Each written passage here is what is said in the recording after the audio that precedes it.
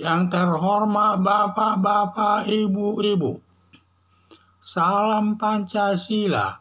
Bapak-bapak, Ibu-ibu yang melihat video saya ini, tolong jangan lupa subscribe, like, dan di-share. Sifatnya gratis. Pada hari Kamis tanggal 20 April tahun 2023 ini, saya akan mengomentari rencana undang-undang perampasan aset disahkan DPR RI.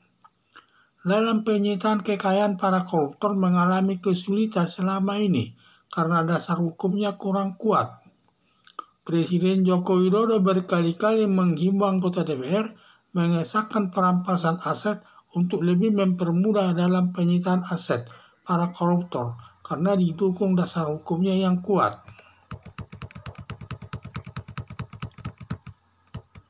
Demikian juga pada saat rapat bersama Komisi 3 DPR RI dengan Mapou-MD, dan Mapou-MD minta kepada Komisi 3 DPR RI mengesahkan Undang-Undang Perampasan Aset.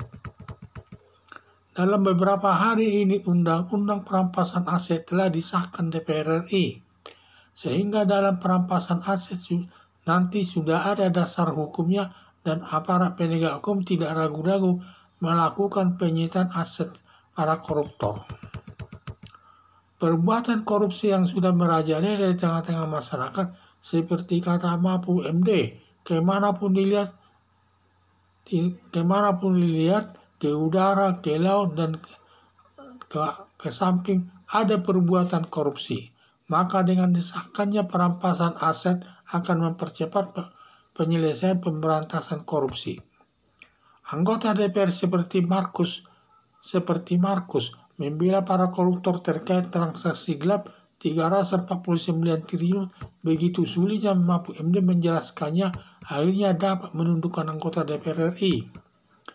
Sampai ada komentar masyarakat urat takut Mapou-MD sudah putus dan tidak takut menghadapi serangan negatif dan ancaman ingin melaporkannya ke aparat penegak hukum, tidak menggetarkan hatinya, dan permintaan anggota DPR RI agar mencabut tuduhan anggota DPR ada Markusnya karena merusak nama baik anggota DPR RI.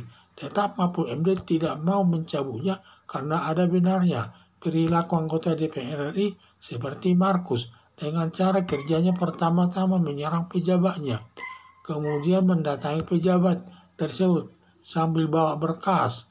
Perkara seperti tersebut disebut seperti ustaz di kampung maling.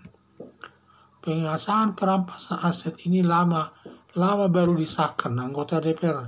Dua anggota DPR sudah merasa malu dituduh menghambat memberantas korupsi.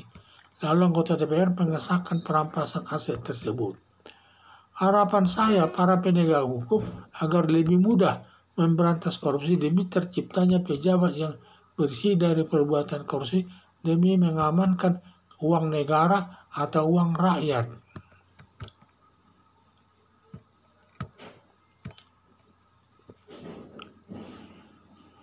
Dalam penyitaan kekayaan para koruptor mengalami kesulitan karena dasar hukumnya kurang kuat. Presiden Joko Widodo berkali-kali menghimbau anggota DPR mengesahkan perampasan aset untuk lebih mempermudah dalam penyitaan aset para koruptor karena didukung dasar hukumnya yang kuat.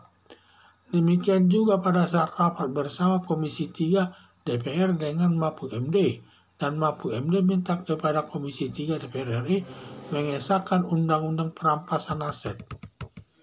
Dalam beberapa hari Undang-Undang Perampasan Aset telah disahkan DPR RI, sehingga dalam perampasan aset sudah ada dasar hukumnya dan aparat penegak hukum tidak ragu-ragu lagi melakukan penyitaan aset para koruptor. Perbuatan korupsi yang sudah merajalela di tengah-tengah masyarakat seperti kata Mapou-MD, kemanapun dilihat, ke udara, ke laut, dan ke belakang ada perbuatan korupsi. Maka dengan disahkannya perampasan aset akan mempercepat pemberantasan korupsi. Anggota DPR seperti Markus membela para koruptor terkait transaksi gelap 349 triliun. Begitu sulitnya Mapou-MD menjelaskannya, akhirnya dapat menundukkan anggota DPR RI. Sampai ada komentar masyarakat urat takut Mahfud MD sudah putus dan tidak takut menghadapi serangan negatif dan ancaman ingin melaporkannya ke aparat penegak hukum tidak menggetarkan hatinya, dan permintaan anggota DPR RI agar mencabut tuduhan anggota DPR ada Markusnya karena merusak nama baik anggota DPR RI. Tetap Mahfud MD tidak mau mencabutnya karena ada benarnya perilaku anggota DPR seperti Markus dengan cara kerjanya pertama menyerang pejabatnya, kemudian mendatangi pejabat tersebut sambil bawa berkas perkara seperti ustadz di kampung maling. Pengesahan perampasan aset ini lama baru disahkan anggota DPR. Diduga anggota DPR RI sudah merasa malu dituding menghambat memberantas korupsi lalu anggota DPR mengesahkan perampasan aset tersebut. Harapan saya, para penegak hukum akan lebih mudah memberantas korupsi demi terciptanya pejabat yang bersih dari perbuatan korupsi demi mengamankan uang negara atau uang rakyat. Sekian dan terima kasih.